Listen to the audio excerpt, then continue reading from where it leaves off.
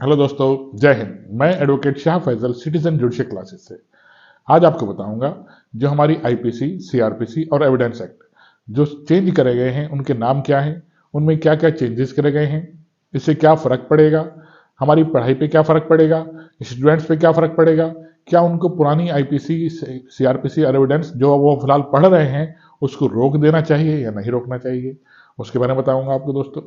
इनमें क्या क्या चेंजेस करे गए हैं उसके बारे में बताऊंगा, उनकी क्या रेलिवेंसी होगी उसके बारे में बताऊंगा दोस्तों। बहुत इंपॉर्टेंट वीडियो है, आपके बहुत काम आएगी, देखिएगा। ठीक दोस्तों, चलिए शुरू करता हूँ। शुरू करने से पहले मेरी आप सबसे अपील, मेरी वीडियो को लाइक और सब्सक्राइब कीजिए दोस्तों। मुझे बहुत अच्छा लग रहा है आप मेरी वीडियो लाइक भी कर रहे हैं, सब्सक्राइब भी कर रहे हैं, शेयर भी कीजिए दोस्तों। धन्यवाद, बहुत बहुत शुक्रिया आप सबका। चलिए शुरू करता हूँ। देखिए, जो हमारी पुरानी आईपीसी थी, भारतीय दंड संहिता 1860, इंडियन पैनल कोड 1860, कब देखिए 1860 में बनाई गई थी। किसके द्वारा बनाई गई थी? लॉर्ड मैकाले, एक बहुत योग्य व्यक्ति, ब्रिटेन से भारत बुलाया गया था 1833 में। उसने हमारे लिए बनाकर तैयार करी भारतीय दंड संहिता, जो उस समय के हिसाब से प्लस आज के समय के हिसाब से आज भी बिल्कुल रेलिवेंट है।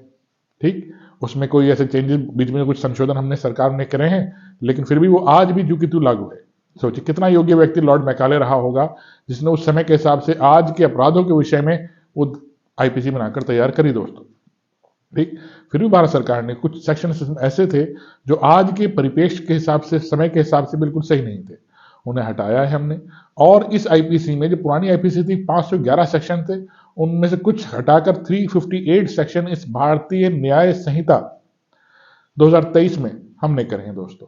इसका नाम भी चेंज कर दिया हमने, भारतीय न्याय संहिता 2023। इसमें 358 सेक्शन है, पुरानी में 511 सेक्शन थे दोस्तों। ठीक दोस्तों, इसी तरह से सीआरपीसी, सीआरपीसी 1973 की थी हमारी। ठीक, ये कब बनाई गई थी? 1800 के आसपास बनाई गई। दंड प्रक्रिया संहिता 1973 इसका नाम रखा हमने। ये 1 अप्रैल 1974 को पूरे देश में लागू हो गई थी दोस्तों। अब देखिए, ये भी पुरानी थी, इसमें थोड़ी प्रक्रिया चेंजेस करे हैं हमने। ये संहिता थी हमारी सीआरपीसी 1973, उसका नाम हमने चेंज करा है भारतीय नागरिक सुरक्षा संहिता 2023। ठीक, इसमें भी कुछ चेंज किया, प्रोसीजर हमने कुछ चेंज किए हैं, कुछ नई डेफिनेशंस जोड़ी हैं। है जो कि तो सेम वही, डेफिनेशंस भी सेम वही हैं। ठीक, प्रोसीजर भी सारा वही है, पुलिस की प्रक्रिया, न्यायालय की प्रक्रिया, क्या जुरिस्डिक्शन है, क्या चार्जशीट कैसे बनेगी, कैसे एफआईआर होगी, सब चीज वही है, लेकिन हमने कुछ इसमें नई डेफिनेशंस जोड़ी हैं। नाम भी चेंज किया है। देखिए नाम भी क्या बताया मैंने, भारतीय नागरिक सुरक्षा संहिता 2023। ठीक दोस्तों, और इस तरह इंडियन एविडेंस एक्ट भी था। इंडियन एविडेंस एक्ट देखिए कब का था? 1872, 1872 का इंडियन एविडेंस एक्ट था। सोचिए, तब से लेकर आज तक उसमें 167 सेक्शंस थे, आज भी वही लागू हैं। एविडेंस एक्ट आज भी वही लागू है। हम पुराना पढ़ते आ रहे थे, आज भी वही पढ़ रहे हैं। नया बनाया गया भारतीय साक्ष्य बिल 2023, नाम चेंज कर दिया गया। अब इसमें 170 सेक्शन है, 170 सेक्शन है। पुराने वाले में कितने थे? 167। अब इसमें 170 सेक्शन बनाए गए हैं दोस्तों।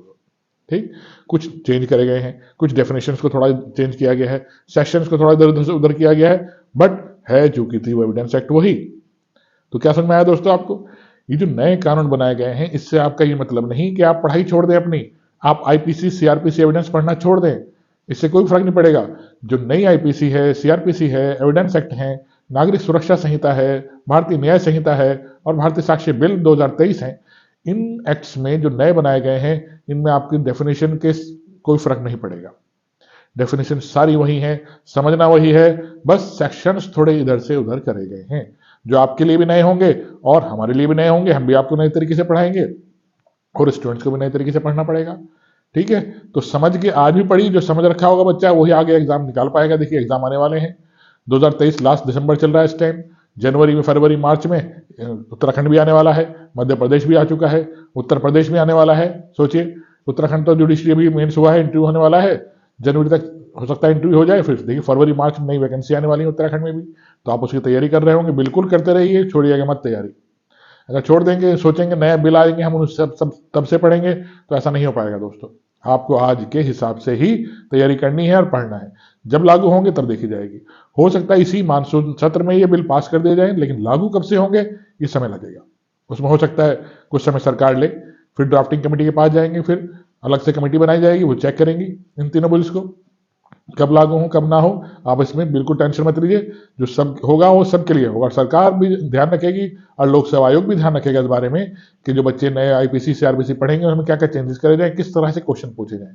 हो सकता है सेक्शन वाइज ना पूछे आपसे, हो सकता है अंदर थियोरिटिकल पूछ लें आपसे। तो आप हर चीज़ के लिए तैयारी करते रहिए और अभी से तैयारी करते रहिए। ये मत सोचिए कि जब नहीं आएगी नहीं पढ़ेंगे। ठीक दोस्तों, तो जो आप आईपीसी सीआरपीसी पढ़ रहे हैं, मेरे पुराने दोस्त जब स्टूडेंट्स हैं सबके फ़ोन आ रखे हैं मेरे पास, डेली फ़ोन आते हैं कि सर क्या चेंजेस हो, हमें रुकना चाहिए या पढ़ना चाहिए। बिल्कुल मत रुकिए, आप तैयारी करते रहिए पुराने एक्ट से ही, आईपीसी सीआरपीसी एविडेंस एक्ट बिल्कुल मत छोड़िएगा। जो प्रोसीजर उसमें है वही इनमें भी होगा। ऐसा नहीं कि प्रोसीजर चेंज होगा, एफआईआर नहीं होगी, एफआईआर की जगह कोई नया नाम आ जाएगा, ऐसा नहीं होगा। सब चीज़ वही है, सब प्रोसीजर वही है, हत्या भी वही होनी है, ठीक है, कैपेबल होमिसाइड भी वही होना है, थेफ्ट भी वही होनी, सब चीज़ वही होंगी। बस थोड़े चेंजेस करे गए हैं, सेक्शंस इधर से उधर करे गए हैं।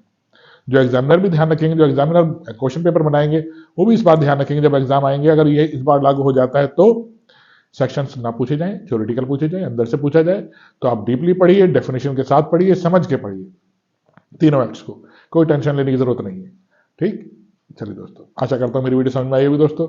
आइए इसे लाइक और सब्सक्राइब कीजिए। जय हिंद दोस्तों, धन्यवाद।